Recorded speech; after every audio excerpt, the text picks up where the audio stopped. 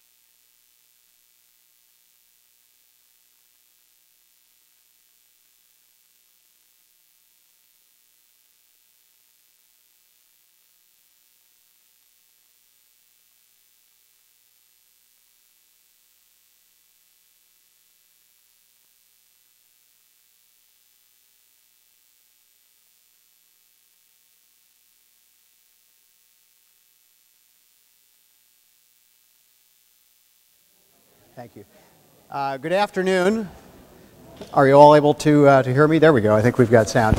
Good afternoon and welcome. Thank you so very much for taking time out of your day to come here today and exchange ideas and hear some campus updates. We're streaming this for those who couldn't be here, and later in the week we're going to do this again on the Health Sciences campus for our colleagues there. Before we get started, I would be remiss if I didn't just take a moment and have us all pause to think about the endless tragedies that have been taking place in recent days between multiple hurricanes and an earthquake and now a shooting in Nevada. There are a lot of people suffering, and at least for me, seeing that on the news at night and reflecting on it in a big way puts our problems into perspective. And I think it's important for us to keep that in mind as we go about our daily work. So a few days ago, I had a long conversation with John Dries. He's one of my confidants and biggest supporters, the Office of Communication and Marketing. They do a terrific job helping us get messages out and plan events like this. And you know, John said, with all that's going on and all the news and all the problems, should we continue with this forum this week, or should we push it back a couple of weeks?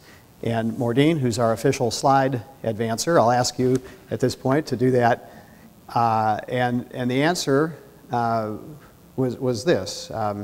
We are U of L, and I'll explain. I think some of you saw this logo come out, I think it was last Thursday. It's had over 1.8 million hits since it came out, so it's really being seen and catching on. And to me what it means is not only is this our university, but we are U of L. We are tough, we are resilient, we've gotten through all kinds of problems, and we'll get through these. And we've never allowed anything, doesn't matter what it is, to prevent us from continuing to focus on the things that make this place great.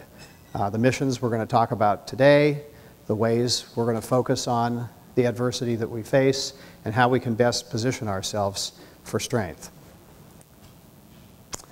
So many of you were present for the last series of these open forums, which we held over the summer.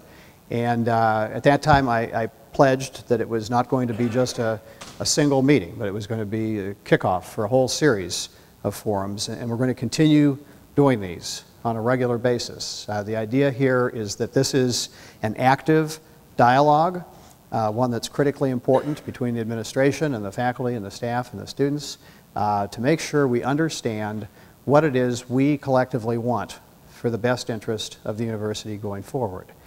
And so here we are today, continuing with that promise, and as you'll see, there'll be more of these forums to come.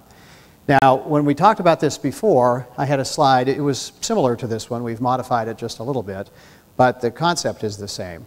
What we want to impart is that we have real problems. We're going to spend a little time talking about them here as a prelude to this meeting, but we're not spending all of our time focusing on past problems or the resolution of past problems.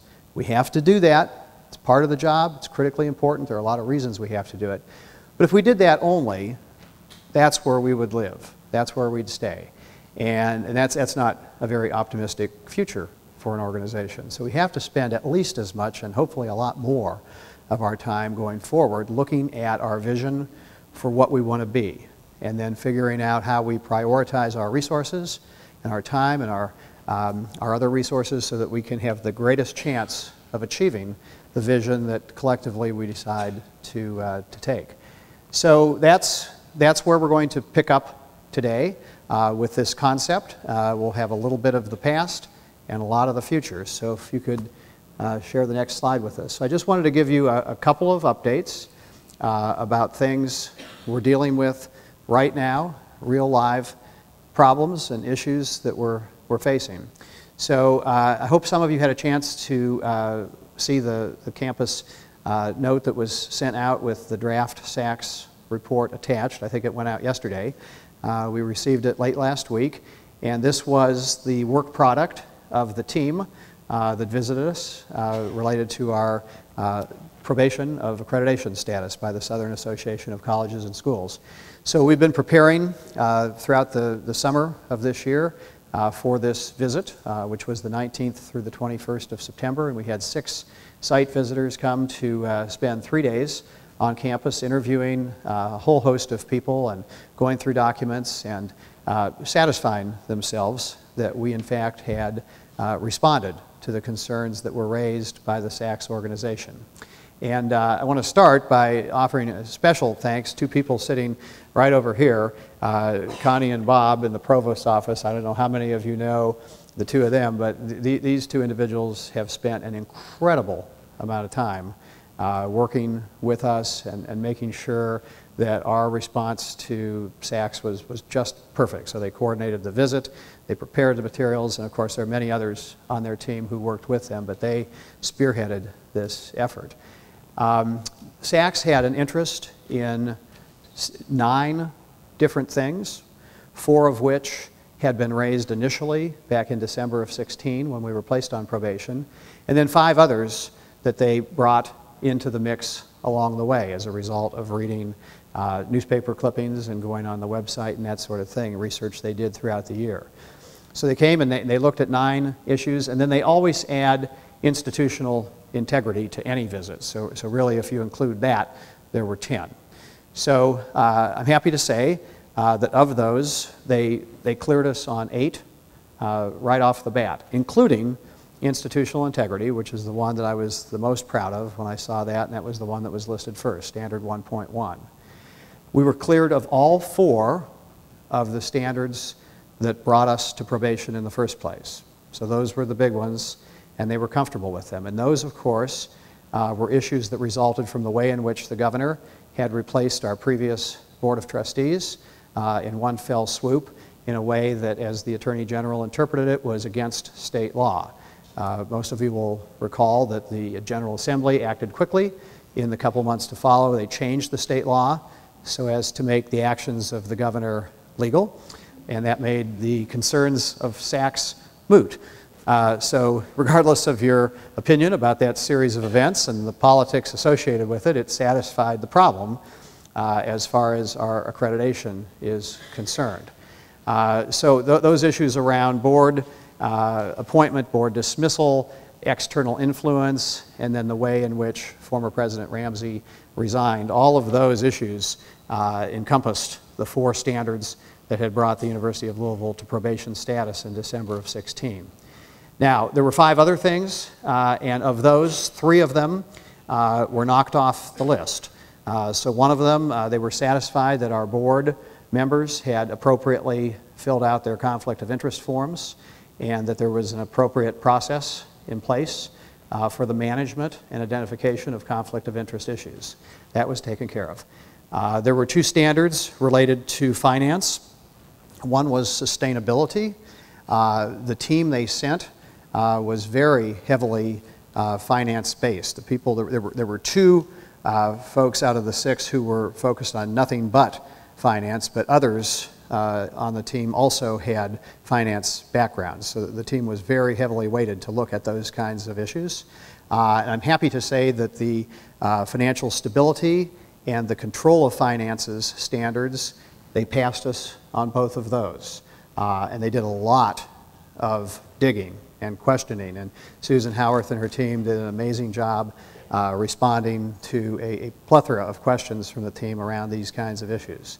So those are gone along with the conflict of interest. So we were left with 2 where they gave us some homework assignments. One, they looked at our affiliated entities and they wanted to make sure that there was an appropriate memorandum of understanding between the university and each of those affiliated entities. The U of L Foundation is a good example, and we have an MOU with them. What they didn't see was a memorandum of understanding with the U of L Real Estate Foundation, which we hadn't thought of because we don't have a lot of interaction between U of L and the Real Estate Foundation, but we have some. And so they asked us to write such an MOU and have the boards sign off on it. Easy. That's a couple weeks worth of work. And I might add, we have until the 1st of November to do these housekeeping assignments. So that item was very, very simple.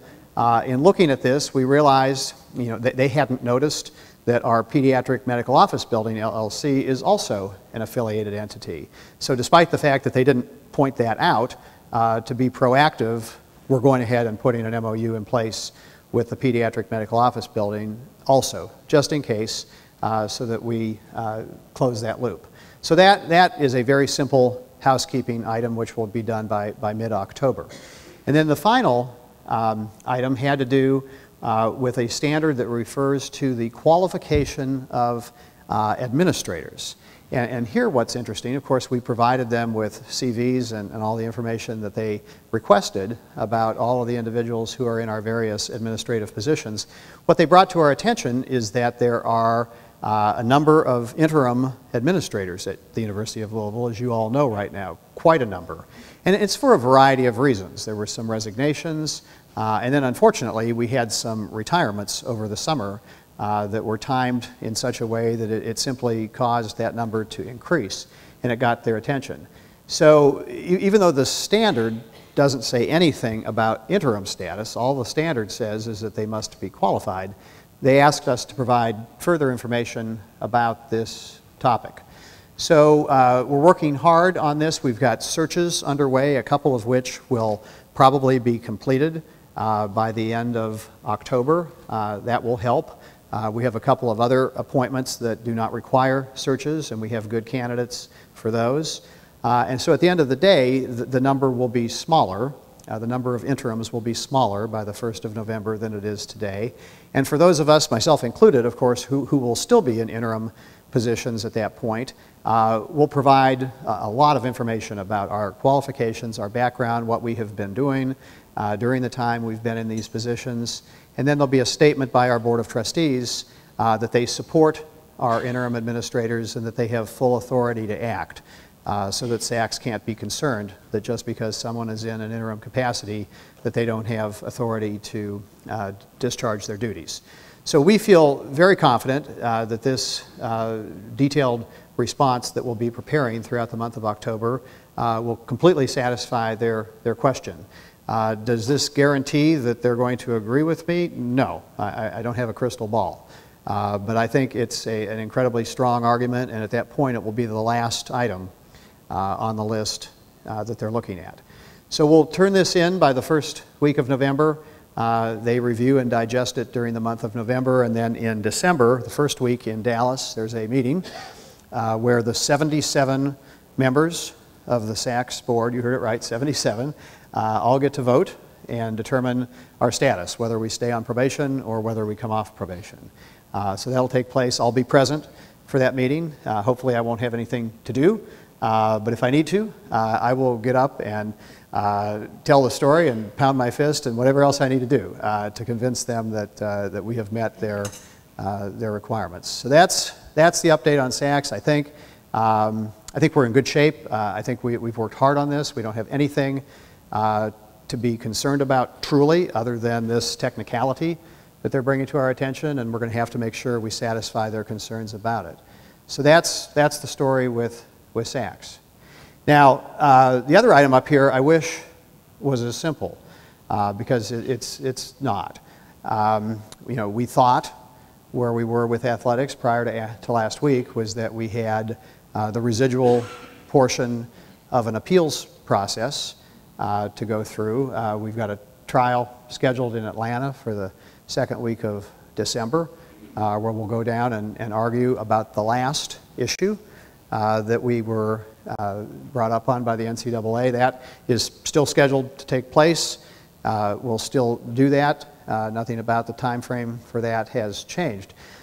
But of course, the world, as it pertains to U of L athletics, changed suddenly last week when we received a telephone call from the U.S. Attorney's Office, Southern District of New York, informing us that the University of Louisville and some of its employees and one of its students and a major company with which we have a sponsorship agreement were all the subject of a criminal investigation that involves a number of schools, including the University of Louisville. This was a bombshell, as you might imagine, and is something that has consumed a lot of time. What I want to say, first of all, I'm very concerned about this. I'm not going to try to downplay this. And the reasons I'm concerned about it are not what you might think. Well, for starters, I'm very concerned about anything that damages the reputation of the University of Louisville. I love this place, and it makes me sick that we continue to have to dodge issues that harm our national reputation. So that's item one. Item two, I'm worried because this could have negative financial consequences for us. We have not yet been told that there's another NCAA investigation related to this matter, but there will be. You know, they move slowly, so it's just a matter of which day we get the letter. We're trying to get refinancing on the Yum Center. Okay, you can imagine what the folks looking at that are going to be thinking. We're dependent on ticket revenue from basketball to pay salaries for people with which we have contracts. We're going through a rating process with Moody's to determine the rating for any bonds that the university may have to take out for construction projects or other things that require the issuance of bonds. So, you know, we've got our work to do here. There are going to be challenges potentially to us that we have to overcome related to this set of revelations. So what I'll say today is, first of all, there's a lot that is still not known about this. We're learning about it day by day. It's an ongoing criminal investigation. And so as such, there are limitations about what can be said. There are a lot of limitations about what they can tell us. It's not so much that I'm withholding information. The bigger issue is that they have not, by any means, told us everything that they know. You know, we find out about it in bits and pieces. So as that takes place, we're trying to make the very best decisions that we can to protect the University of Louisville. And I really want to say very sincerely that no decisions have been made of a HR issue that are personal-based decisions. There are a lot of allegations that that's not the case. That is not the case. There are no personal issues here. Anything that's being done is being done because we have knowledge and the necessity to protect the University of Louisville. And it's as simple as that. And I also want people to realize that I'm not making decisions about any of these things in a vacuum. We have boards who oversee the activities of the university and of the University of Louisville Athletics Association. And so yesterday our Board of Trustees had an emergency meeting in the morning. Our University of Louisville Athletics Association had a meeting in the afternoon. And there was thoughtful conversation about this. And we're approaching these issues as a team, these boards. These are not the decisions of one person. So I just want those facts to be known. Again, obviously we're going to monitor this situation extremely closely. We're going to let the campus community know everything we're allowed to know as the information becomes available. And we're going to make good decisions to protect the university and to protect our athletics program. Last week, you know, the most immediate need was to place an acting head men's basketball coach. Of course, the reason there was an immediate need for that is their season started Sunday. Their official practice season overlaps with the football season, of course. So that's hard to believe since it's only September. So we named David Padgett. We did a lot of due diligence to make sure that he was not on the list of persons of interest. He is not. We're comfortable for a lot of reasons that that's the case. And David has a tremendous reputation in this community as a person of integrity. The team was supportive of him. And I think those of you who saw the news conference where he was named were as impressed as I with the way he conducted himself. He was poised. I tell you, he was very nervous, but you would have never known it listening to him at the mic. And you know, on Saturday, the next day, we had a football game at Papa John's Stadium, and at halftime, the team all showed up for the game. And so we made sure that they introduced David and the team who were there. And those of you who were there probably saw that the crowd went absolutely crazy. There was 3 minutes of sustained cheering and applause, which I think makes a nice statement about the fact that what we support here at the university is programs and students and faculty and staff, not individuals. We're here to support programs in the broader university, and I think the response of the crowd was that they are going to stand behind this team. They are reputed to be one of the top 5 teams in the country this year, and I called David at 12:30 on Sunday, which is right after their first practice ended, to find out how it went. He said he'd never known anything was wrong. He said the kids were actively engaged, they were enthusiastic, they worked hard, and they were ready to go. They were ready to get ready for their first game. So, again, I think this points to my earlier slide, we are U of L. I mean, this is a place that will find a way to overcome these kinds of problems, as bad as they are. I'm not going to sugarcoat it. It's a bad problem, but we're going to get past it. I don't know what else to tell you. Sure. Does the athletics issue could it affect their SACS probation decision at all? Well, when we had the previous NCAA issue, the one that's under appeal, we made a direct request of SACS about that issue to ask them their opinion, and the answer was no. And there were a variety of reasons for that, which are pretty technical, and I'd be happy to tell you at a separate time and not use another 15 minutes here to do it, but suffice it to say their answer was no. It didn't matter to them. Now, have they said that again with regard to this? No, because it's just too soon, but the same logic will probably apply given what they said before. It's not the kind of issue, thank God, that they're focused on. Yeah. Okay, so I'll just take maybe 1 or so questions about athletics, and I want to move on. Go ahead. When it was announced, when you announced it to the newspapers that U of L was under investigation for that, was there not a way that you could have told the faculty and staff that this was coming down the pipe so that we could at least be prepared for, it's heartbreaking, but to see it in print or hear it a report before we even know, it's kind of makes it even, we're supposed to be open, and it just didn't seem like that. I agree, and it's because we didn't know either. So we got a call from the U.S. Attorney's Office on Tuesday morning. They told us that we would be receiving a complaint via email, and that in 90 minutes there would be a press conference given by the U.S. Attorney's Office and broadcast nationally. So we hung up the phone. They emailed us the complaint, which was a book. And our legal counsel and I, we sat and we read the complaint and tried to figure out what all was in it as fast as we could, and then the press conference started.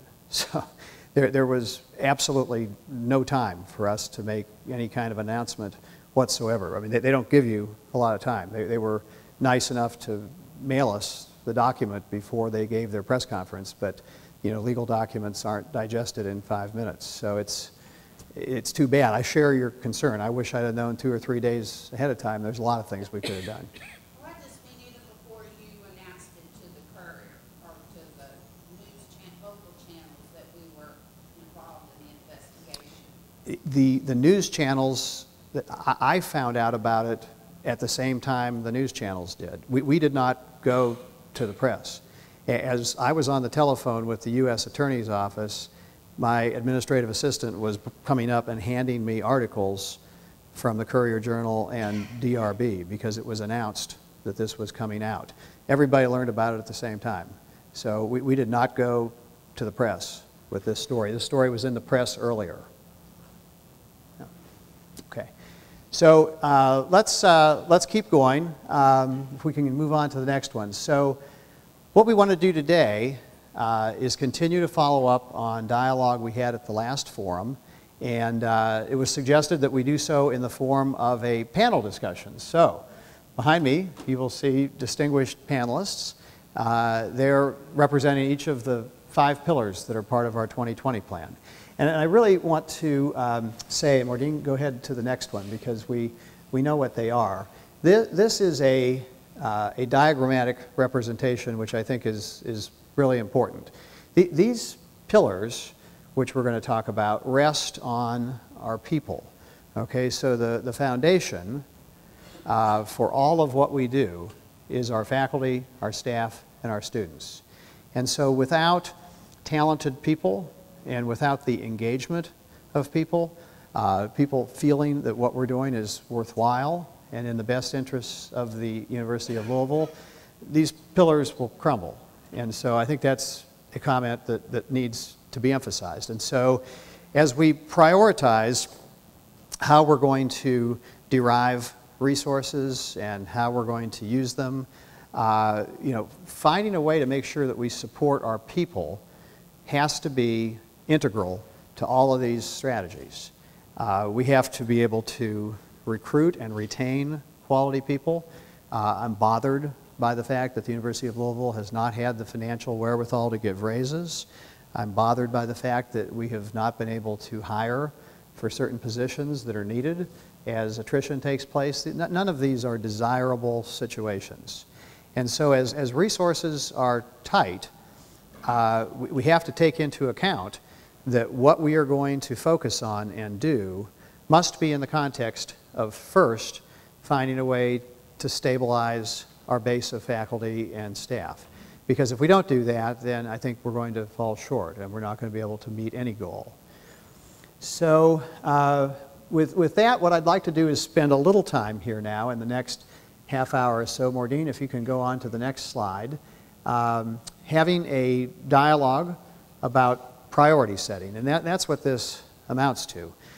You'll recall from the last forum what we did is we went through each of the 5 pillars and we talked about things that we potentially could do, ways that we could invest our resources and our time to do things that are consistent with what is in this strategic plan.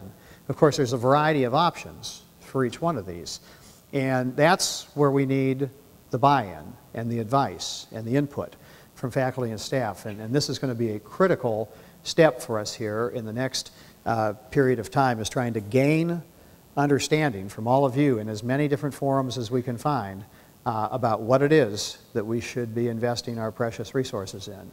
So the next slide, Maureen, is a compilation of 5 slides, and we're going to leave this slide up here now for quite a while, because what it is, you'll recall from the last forum we went through, and each one of the 5 pillars had a slide that said something like what could be, right? And it was a list of possible things that we could choose to invest in. And so those 5 slides have been collapsed into this slide, and we'll go through them one at a time, and we'll have our panelists, who are each responsible for these areas, help lead a discussion where we can spend just a little time getting started. And please don't think that today is it. I mean, we're just scratching the surface here, and I'm trying to introduce a process by which we are able to evaluate these and prioritize them in accord with the wishes of as many people as possible. So educational excellence is number 1, and Dale Billingsley, our interim provost, is here. And Dale, I'll ask you to get us started. Thanks. Well, good afternoon. And first of all, just for my information, although I've been taking a census as I look out at here, so everybody else knows, how many of you are staff people? Would you raise your hand? Yeah. And how many are faculty? And are there any students here? Yay. Good for you. Bill Pierce and I are going to talk about what I know that Bill and I think everybody here understands as the central and essential business of the university, which is the preservation, transmission, and discovery of human knowledge.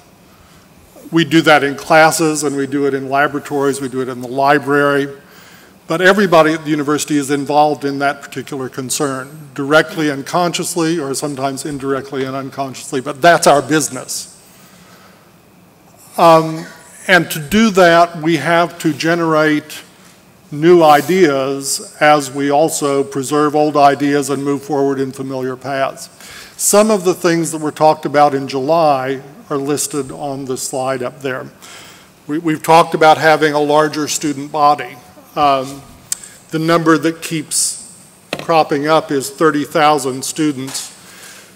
30,000 is a number that could have come out of the book of Genesis or Exodus. It has the same authority as 40 years in the wilderness, and I'm sorry to make that comparison. One reason that that number has come up is that somewhere, and I don't remember where, unfortunately, 30,000 was the number of students that has been cited as the sort of threshold number for number of students in a research university of our size. Now, there are consequences to that number that we should also think about. One of them is that 30,000 is a number that has a graduation rate attached to it, and it should be higher than ours, which right now, this year, I think is the highest, Bob, the highest on record, 54.4%. Our nearest neighbor in the ACC listing for graduation rates is Florida State University, where I believe their graduation rate is 72%. So they're very glad we're in the ACC for that reason. So we're talking about a larger student body, increased graduation rate, a reform or transformation of distance education programming, or perhaps just of distance education funding, and whatever else, and the Phi Beta Kappa chapter. I'd be glad to hear anything you have to, we'd all be glad to hear anything you have to say about any of those subjects, or any other ideas you have that will allow us to carry forward the mission, the central mission of the university more effectively and more energetically and more joyfully than we're doing that right now. So if you have anything to say about that, Al Futrell, not to pick on you, but I see you out there and I see the words distance education right in front of me, and I suspect you have things to say. Are you going to say them? Okay. Do you want to come down here, or can we get the...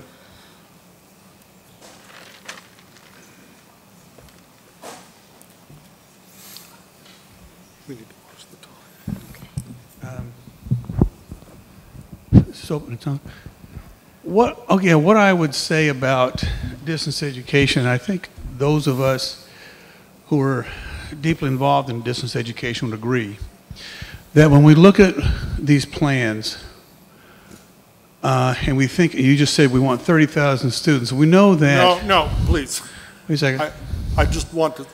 That's not the goal number. Well, I'm just saying whatever the number is. Yeah. If it's 25,000. We know that distance education will be one of the strategies that we can use to attain this goal. And what we would really like is to see distance education integrated as a strategic goal, and the development of distance education to be one of the highlights, because I think it's going to be, and it is, a very important part of our growth. I would say, and some people disagree with me on this, but when we look at our graduation rate over the last 20 years, and we like to brag about how it's gone up 20 points since 2001 or 2002 or whatever it was, I would remind everybody at the university that that's when the distance education program started. Now, I'm not going to say that it was because of the distance education that it happened, but certainly in our sort of toolbox of academic ideas, distance education has played a major role in helping us get to where we are now. And I think that it will continue to play a role, but in order to get everybody sort of on board here in all the academic units, we really need to have people like you all put a focus, more of a focus on distance education as a legitimate strategy. Thanks. As long as this number has come up, and since I brought it up first, and thank you, Al, for pointing out the utility of distance education as well as the effect it has. What does the radical increase in the number of students at the university mean for your daily work? With so many staff people in the audience, you must have, maybe you wake up in the middle of the night wondering, as I do, how on earth will we deal with half again as many students on this campus as we presently have? What do you have to say? If you don't have anything to say, we'll bring them in tomorrow. What does it mean for what we're doing? Individual in the back. Yes, ma'am.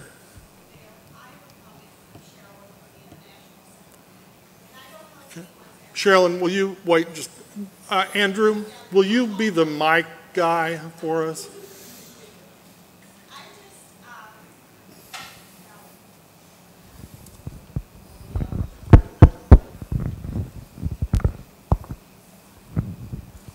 I'm just thinking about a couple of things here. I don't know if we've ever really, in institutional institutional research, identified the graduation rate of international students. But in our office we have, and as the director of the Office of International Student and Scholar Services, the graduation rate among international students is very, very high. So we would be doing two things if we brought in more international students, either at the graduate level, and certainly at the graduate level for research in departments, and at the undergraduate level. Because those students, if we give them a good undergraduate education, will choose the University of Louisville if their goals and their academic endeavors are the same as what we offer. The other thing, going forward, the graduation rate is 70 to 80% among the international students who choose from their home countries to pursue their education at the University of Louisville. And we have tracked this over the years. In our office, I know that would add more students to the classroom, but in our office, I've often said we could work with 100 to 200 more students. Now, maybe the academic units advising them couldn't, but in our office, I feel like we could. So I'm just saying that that would do two things. It would help to increase enrollment, it would help to increase diversity, and it would help to increase the graduation rates. Thank you. And Sherilyn, this is Sherilyn Pepper, who was just speaking from the International Center. Danielle Dolan, do you want to talk about what 10,000 more students might mean in ANS? What 10,000 more students might mean for ANS? Well, as of right now, and we're short advising staff, and if I were to work as a full-time advisor, our caseload would be right around 450 students to one. So you add 10,000 students to that, and it just becomes unmanageable. Sounds like it might already be unmanageable, but... We're doing okay. Okay, good. Yes, Clemens.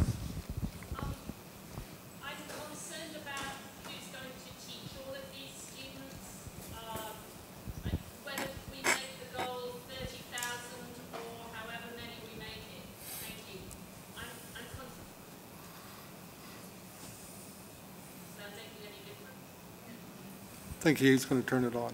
There you go. Is that making a difference? Yes. Yeah, thanks. I'm concerned about who's going to teach these extra students, whether we're talking about 30,000 or whatever this sort of mythical number is. At the moment, I think something like 68% of our classes are taught by adjuncts. And I know this is part of a nationwide trend. I think nationally across the US, 70% of classes in higher ed are now taught by adjuncts.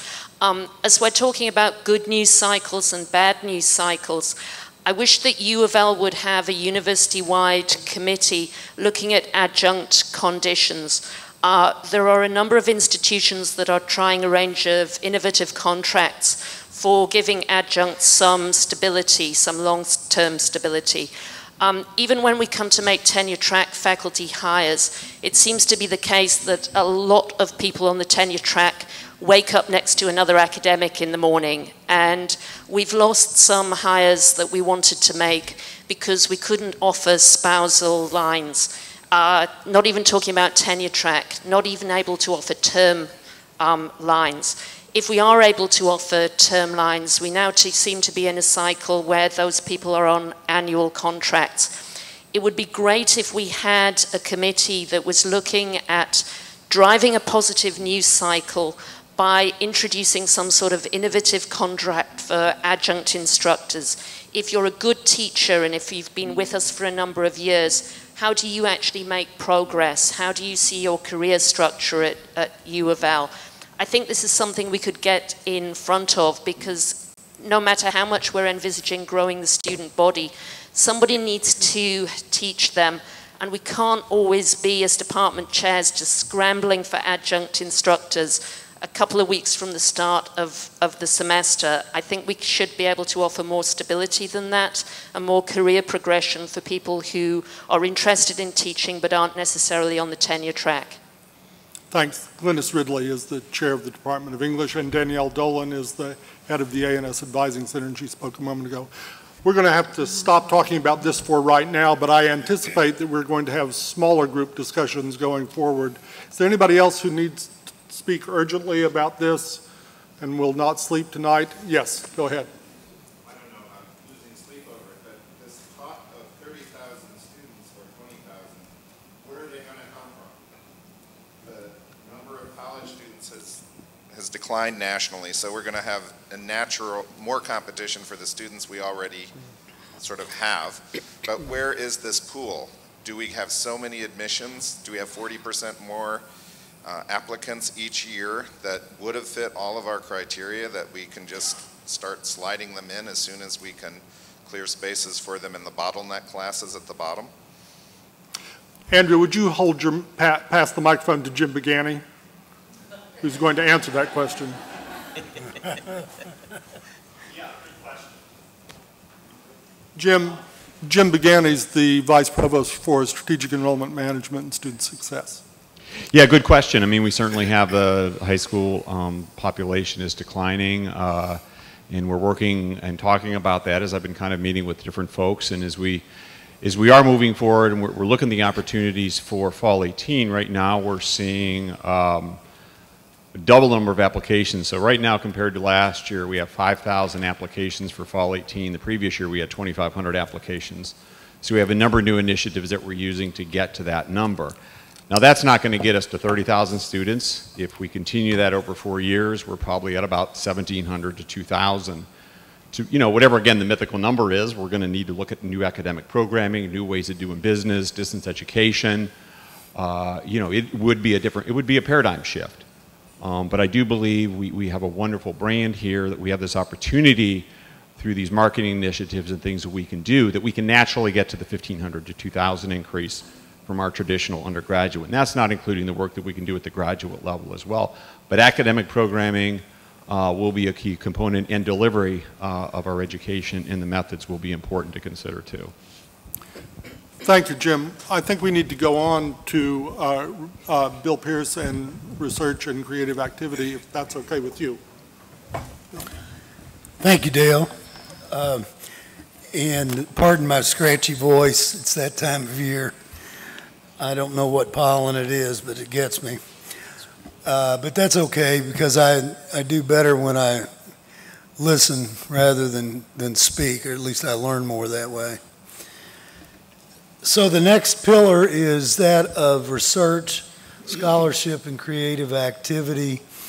And that's the part of scholarship that is the companion to preservation of the knowledge of the antiquities.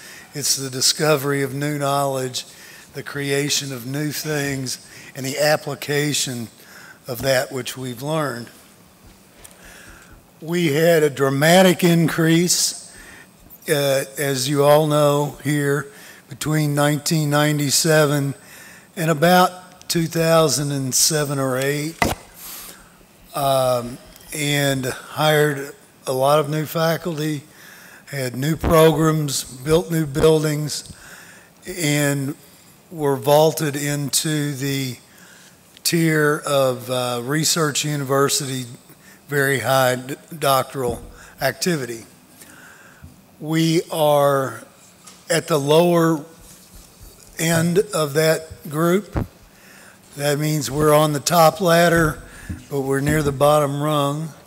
And we can't, if we want to maintain that, we can't slip, and we need to increase our activity. This is intimately interwoven, of course, with graduate education and, in fact, with the development of junior faculty. They all fit into these sorts of programs, and those are all very important for our future. What you see listed here refers to infrastructure, which of course means physical facilities, but it also means support of our faculty, staff, and students in their research and scholarly endeavors. And doubly unfortunately, it refers in great part to compliance issues. There's a study from the National Academies of Sciences that examines the way certain research scientists spend their time. And unfortunately, and they've done the study twice and got the same answer, approximately 40% of their time is spent filling out forms, writing grant applications, getting licenses, yada, yada, yada, which is important, and we don't downplay it, but I have yet to meet someone who revels in that. So that's one of our jobs, is to help to make your lives a little easier with that. We need a valid business plan for research support, and that's not just lip service. The last time we did this, when we instituted this strategic plan in about 2007, we had grand plans to hire 60 new research-intensive faculty a year, but we didn't fund it, and it never happened. We had grand plans, and Beth, I think you still probably have the spreadsheets, grand plans to dramatically increase our doctoral and master's levels of education. When we calculated how much money it would take to support them, the answer we came up with was about $60 million in CAR, and we never got that, so we never met our goals. So we have to come up with a reasonable plan of attack to pay for this. We have to have priorities. If everything's a priority, nothing's a priority. And so we need to revisit what is it exactly that we want to be and want to do. One that's listed up here is designation as a National Cancer Institute designated institute, and there are several others that are emerging that we may wish to pursue, we may not, but we need to be intentional about that. And then as federal funding opportunities have declined over the years, we need to take advantage of every opportunity we have, and one of those includes public-private sector partnerships. There are a lot of people in the private sector who want very much to be located very close to universities, and it's in their own self-interest. They are interested in having access to our students. They are interested in having consultants from our faculties and staff, and there are a lot of potential interactions there that we can use to support this. So I'll stop there and start listening, and would like to get any feedback you can give me.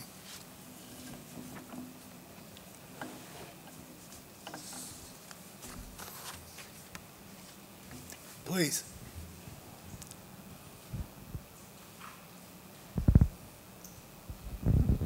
My name is Wendy Metcalf, and I'm with the Speed School. We have kind of been wondering what's the plans now going forward for the IPR. To my knowledge, these are still up in the air. There was an intimate interaction with the U of L Foundation, which has undergone its own hysteresis recently.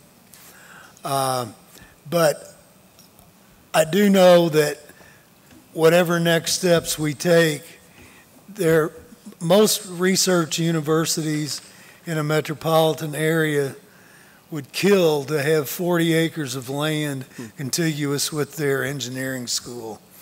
And that will be of value and will provide opportunity in some fashion, whether it's an IPR or not. But that provides tremendous potential. But I don't have specifics for you, William. I'm sorry. Hi. Hello? Yep. Hi, I'm Andrew Grubb. I work in the University Honors Program, and I flunked out of my PhD, so I'm probably not the best guy to talk about research. But I have a student meeting at 3, and I'm going to give up the mic in a second. But one thing I was thinking of as you started to talk, Dr. Pierce, you said something has to be a priority. If everything is a priority, nothing is a priority. And I noticed that on the PowerPoint slide that's guiding the discussion, like even the highlighting has changed, right? Like we're in this area now. We're talking about this. We're not talking about this, and we're not talking about this. We're talking about this.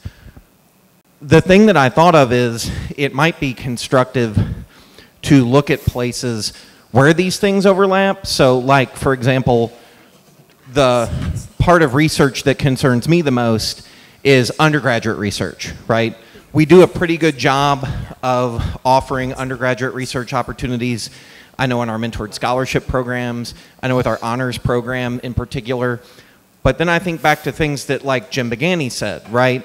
That we're gonna have to develop new programs, new ways to attract hundreds or even thousands of students.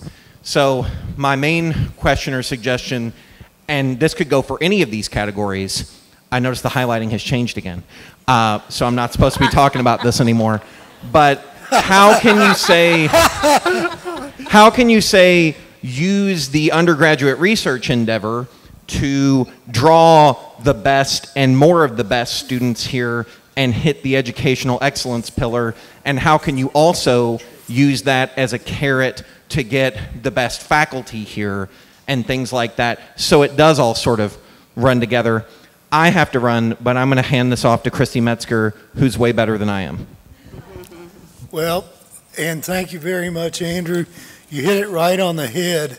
And by the way, I did manage to get my PhD, but I flunked out of undergraduate school twice.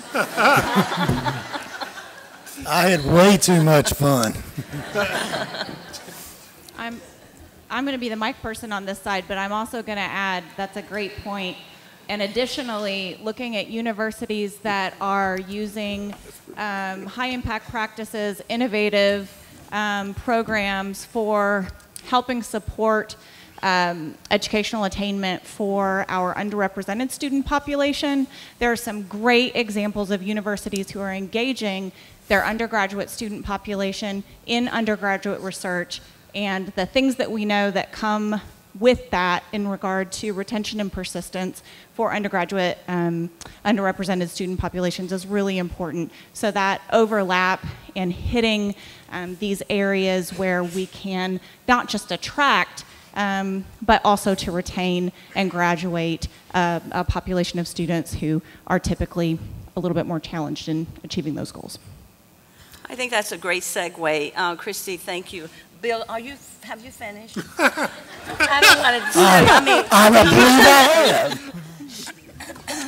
Well, I I guess I just want to say a couple of things about diversity, and I think all of us know that there's a compelling interest. And so diversity is one of those things that undergirds and intertwined with educational excellence and with research, scholarship, and creative activity, as well as community engagement, stewardship, and the others. But one of the things I just wanted to mention, in addition to those things that you see there, I wanted you to note that our diversity plan has been approved by CPE, has been approved by the Board of Trustees, will be posted on the website for the reading, and we consider the plan to be organic. So it's not a finished document, it's constant, it's a live document, so that there are adjustments that can be made along the way. But I do want to remind you of a couple of things. One is that the components of that plan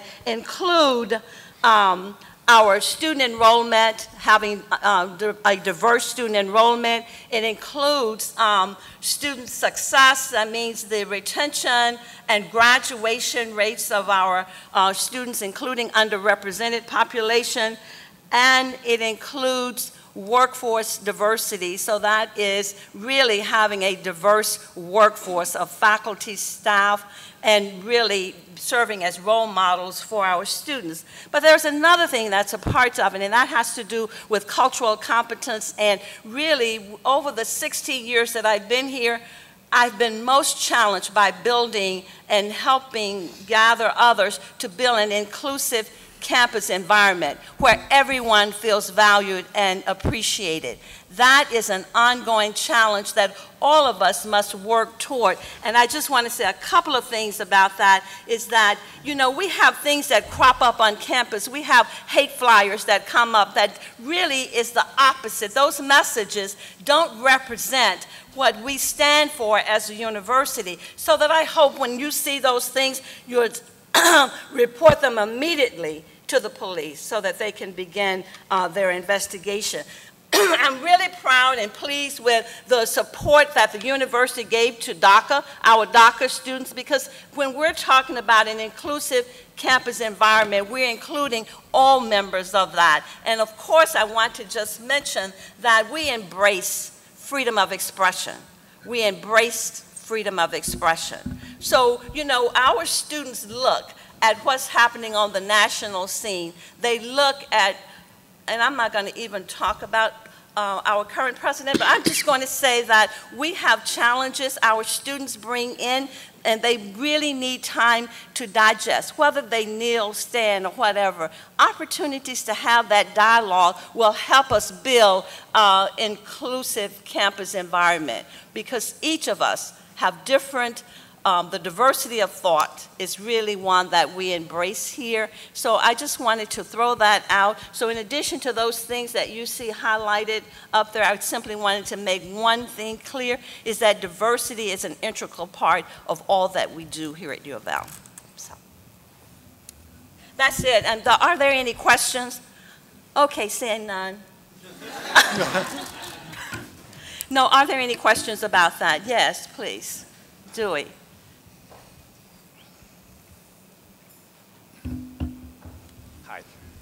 My name's Dewey Clayton. I'm in political science and A&S.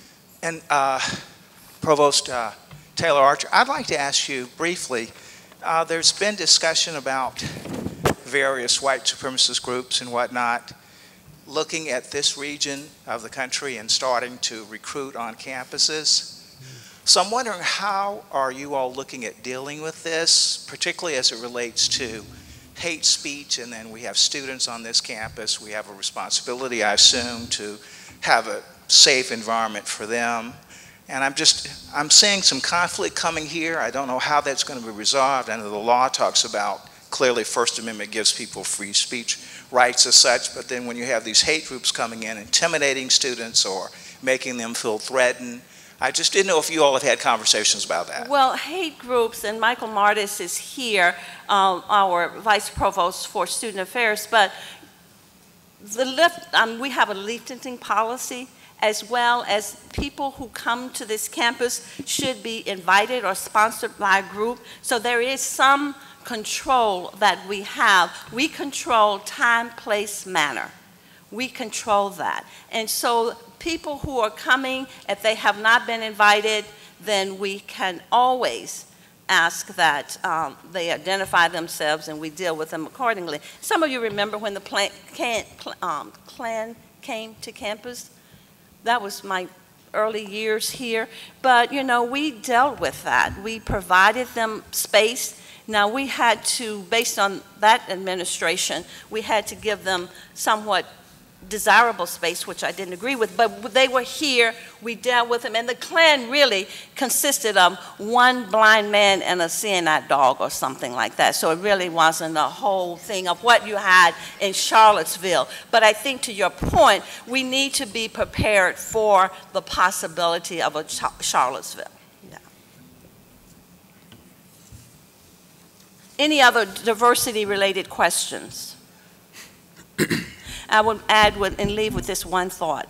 The curriculum and what we do and how we teach our students, so important. So an inclusive curriculum, very important. The cultural competency that we will be judged on, very important in terms of how do we get cultural competency, how do we get faculty, staff, you know, to buy in to cultural competency so that all of us can be more culturally aware and sensitive to and embrace diversity in the true sense of the word. Okay. Are you done, Dr. Taylor Archer? Good afternoon. I'm Ralph Fitzpatrick, and I serve as the interim vice president for community engagement. And I'd like to kick off my comments, first of all, by looking over at Dr. Postal and saying a special thank you for inviting me to be a part of this conversation today with my community engagement family. And that means that everybody in this room that I'm looking at today, our faculty, our staff, as well as our students, are all considered to be a part of our community engagement family. I dare say that for those of you who may be new to our university, engagement in community, scholarship of engagement is not something that's really new to the University of Louisville. When we look back as early as 1970, when this university actually was made a part or became a part of our state system of higher education, we were actually assigned the urban mission. 1997, with House Bill 1, our mission was revised a little bit, and it's now called the Metropolitan Mission of the University. And I dare say that I'm thankful to Provost Billingsley and others that in writing, if you will, or drafting the most recent language of our mission statement. Engagement is still there. Engagement is still there. Today, my friends, I'm proud to report that the University of Louisville serves as a national leader in community engagement. Let me repeat that. I think it's worth hearing. A national leader in community engagement. It's not a week that goes by that we are not contacted by other institutions across this country and ask, if you will, if we might share with them information and background information about what we're doing in terms of support for our community. Perhaps that's what was responsible in having landed us the numeric rating of 12th in the country several years ago by the Coalition of Urban and Metropolitan Colleges and Universities. I'm looking out and I see Enith Truzo Hayes in our audience today, who got some hardware for you, Professor Haynes, who recently picked up an award as the 2017 Kellogg Foundation Community Engagement Scholarship Award, and we say congratulations to you. So things are happening at this university, and perhaps as I think about the takeaways from my previous forum, what might we do, thinking ahead down the road in terms of community engagement? Well, first of all, when we think about community engagement as an engine for economic development, healthcare, as well as educational attainment, I'd point out on the economic development front that if you drive about 10 minutes from here, there's a major community revitalization underway in the community of Russell. Now, we hear a lot about Russell. Oftentimes, it's not very positive. But what's happening in the Russell community today will change, if you will, and help to transform lives of many that are there. And I want you to know that the University of Louisville is right there and very much in the midst of that transformation that's taking place. Our schools, the College of Arts and Sciences, the School of Education, our Kent School of Social Work, our College of Public Health and Information Sciences, these are schools, colleges, if you will, that are very much engaged present day in that transformation. When we think about health care, one cannot overlook the importance of our health science community, particularly impacting, in this case, on the well-being and the health care of the indigent population. I'd like to point out to you that we have AHEC in the state of Kentucky, and I think Dr. Postal recently recognized the fact that one of our Board of Trustees meeting, a brand new 5-year grant that could equal some $8 million. And AHEC works with underserved populations, and that's very much in the midst. I can't help but look out at my friend Dean Ann Larson from the College of Education and Human Development. There's not a day go by, I dare say, that Dean Larson is not being approached by our Jefferson County Public School system and or the surrounding educational districts about health. I recall not long ago the announcement being made about 11 brand new principals in our district, and I believe 8 of those, and if I'm not mistaken, are principals that were educated and came out with, in this case, their formal training out of our College of Education.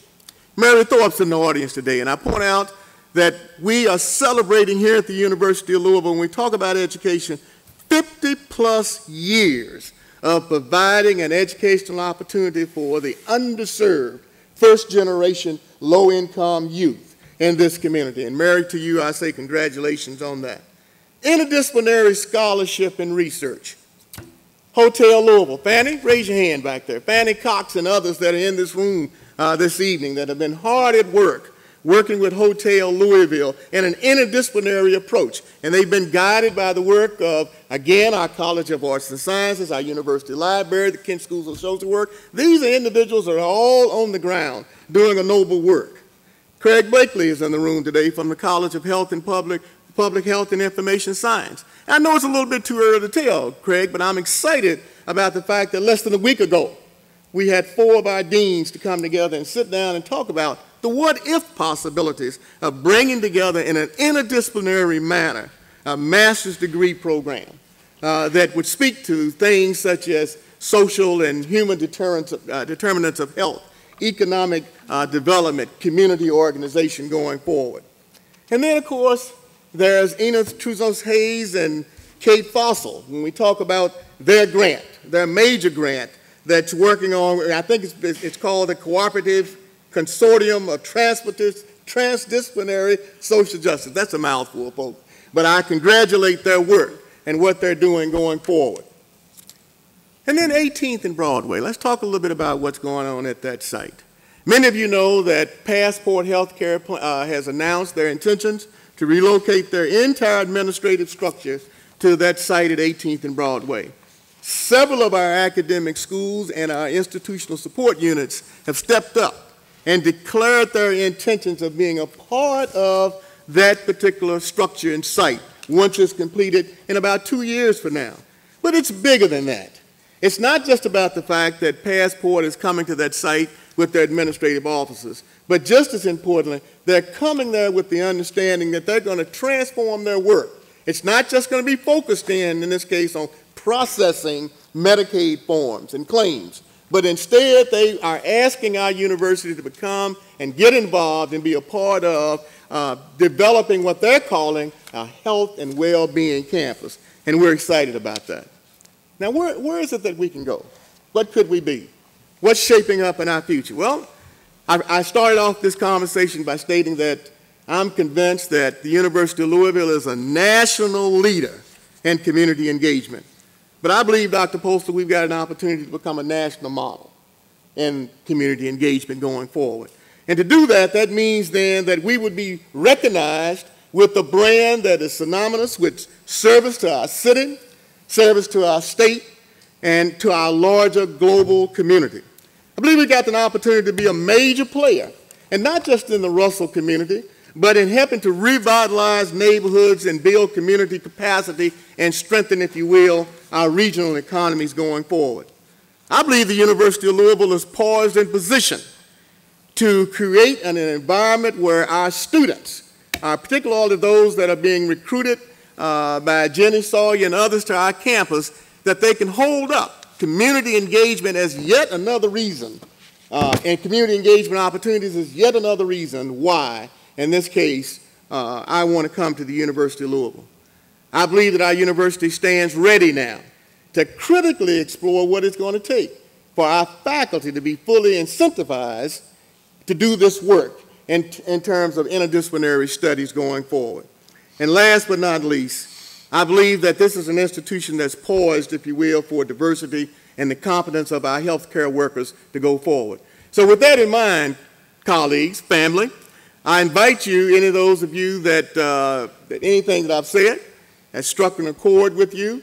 But if not, we welcome an opportunity as well after this celebration is over with, this conversation is over with, to engage with you in conversation. Any comments or questions? Thank you. Brian. Well, in the interest of time, I'll be relatively brief. My name is Brian Robinson. I'm the interim vice president for university advancement. I too want to thank Dr. Postal for this opportunity. I also want to thank Dr. Postal for supporting the concept of increased stewardship here at the University of Louisville. I think it's important to understand stewardship is a very broad term. What does stewardship mean? And for the purposes of today and going forward, I'm just going to reduce it to a couple of words: accountability and transparency. In advancement, we are the fundraising arm. The Office of the Vice President for University Advancement has the fundraisers for the University of Louisville. We have our alumni operation. We have advancement operations. It's a robust organization. We're the frontline fundraisers working with the donors on the phone, emails, face-to-face meetings, and traveling across the country. What's important, I think, at this time is we're returning just to a few basic building blocks. In other words, we're asking for money. Money is being invested in our foundation. We have endowments at the university, but we need to improve our information flow. We're improving our information flow as good stewards to our donors. We have donors that haven't had annual reports or stewardship reports for 2 or 3 years. We're implementing these processes.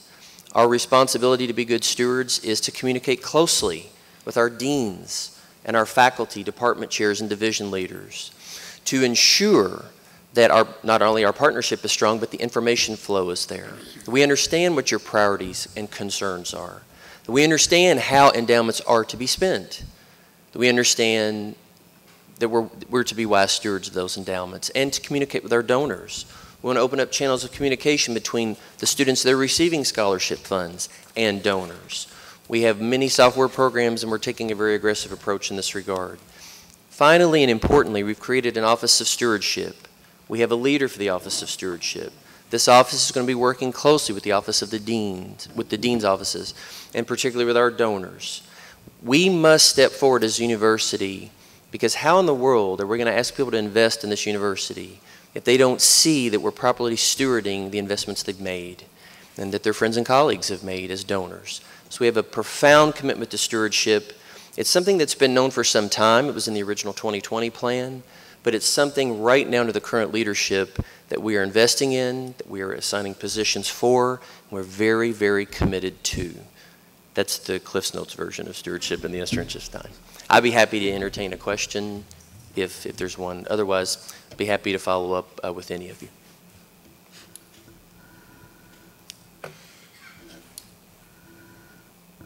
Yes, ma'am.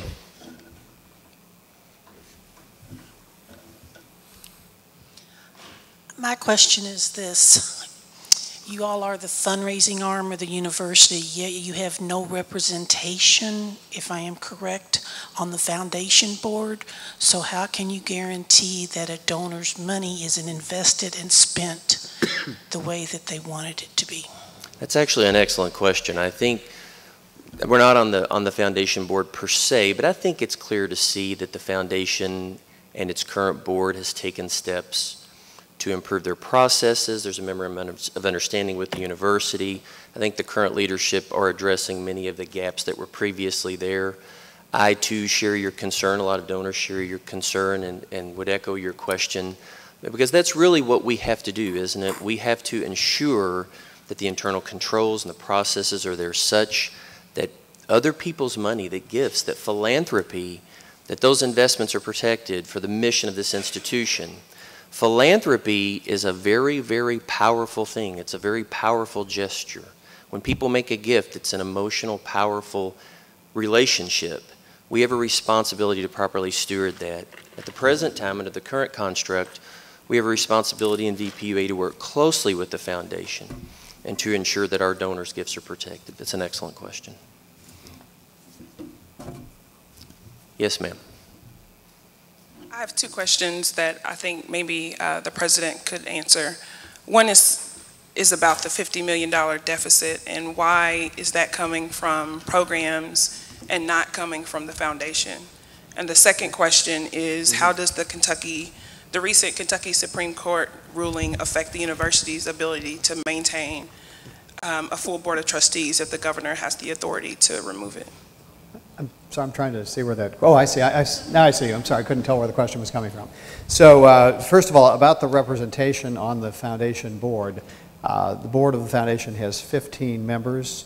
5 of them are from the University of Louisville. This was the previous question. So 4 of our trustees are members, and as president, I'm an ex officio member. So there are 5 of us who make up the 1/3 of the membership in the foundation board, and so there's a strong relationship between the foundation and the university to assure that the donor's intent is met. Now, your question, you had a couple parts to it. The Attorney General made a ruling where he basically, excuse me, the Supreme Court made a ruling where they struck down the Attorney General's concerns and essentially ended the debate about how the board members were appointed. The Supreme Court ruled that the governor, his actions now were in accordance with the revised state law. The university has a board that's been in place and functioning since January, and so on that basis, the Attorney General's case was dismissed. So I think this actually is good timing for us as the Sachs consideration comes about this winter, because it puts that legal challenge to rest. Your earlier question about the $50 million and where it came from, the foundation simply did not have an extra $50 million to put into the equation. The money had been spent. That's why we got to the point where we were. The former administration had basically spent all of the unrestricted money in the foundation. The money that's in the foundation today represents donor money that's there for specific purposes, and it can't just be brought across and used for anything. It's there for specific purposes. There had been a corpus of money that was unrestricted that could be used for a variety of things, and it could have been used, for instance, to help with the $48 million shortfall that we had, but it was gone. So we simply did not have that resource at our disposal.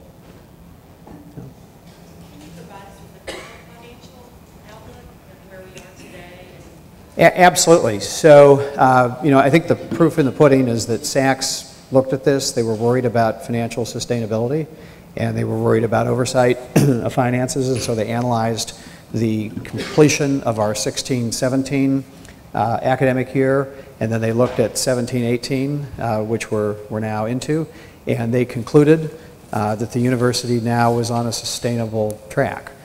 We finished the year ahead of budget for 16-17, and we're on budget this year. And on budget means that the $48 million gap is closed. That is included within the balanced budget. So Sachs was very deliberate in the way they looked at this, and sustainability is important to them, and it was critical that we demonstrate that. Do you have a sense of whether or not the hiring freeze will be lifted or followed? Her question is, do I have a sense about whether the hiring freeze could be lifted or changed?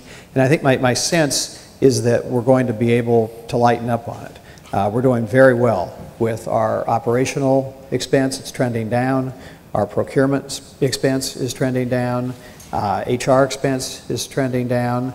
Donations are coming in. I'm happy to say Dr. Robinson and his team are out beating the bushes, and they're finding donors who are coming out and giving money to the university. And, you know, we had budgeted zero for our donors this year. We were deliberately conservative in budgeting nothing, which, you know, obviously an extraordinarily conservative assumption. So all of those things are going to cause us to surpass our budget expectations, and that will translate into the ability to hire people.